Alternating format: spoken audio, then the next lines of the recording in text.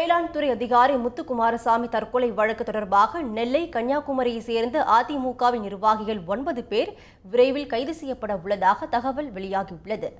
நெல்லையில் வேளாண் பொறியியல் துறை உதவி செயற்பொறியாளராக இருந்த முத்துக்குமாரசாமி ரயில் முன் பாய்ந்து தற்கொலை செய்த சம்பவம் தொடர்பாக சிபிசிஐடி போலீசார் விசாரணை நடத்தி வருகின்றனர். இந்த வழக்கு தொடர்பாக முன்னாள் அமைச்சர் அக்ரி கிருஷ்ணமூர்த்தி, வேளாண்மை துறையின் தலைமை பொறியாளர் செந்தில் ஆகியோர் கைது செய்யப்பட்டு சிறையில் அடைக்கப்பட்டுள்ளனர். இந்த நிலையில் முத்துக்குமாரசாமி தற்கொலை சம்பவத்தில் அதிமுக நிர்வாகிகள் சிலருக்கு தொடர்பு இருப்பதாக தகவல் வெளியானது.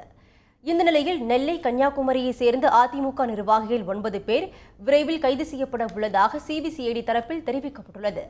மேலும் இந்த 11 பேரின் தொந்தரவு காரணமாக முத்துக்குமாரசாமி தற்கொலை செய்து கொண்டதாக சிபிசிஐடி விசாரணையில் தெரியவந்துள்ளதாகவும் கூறப்படுகிறது.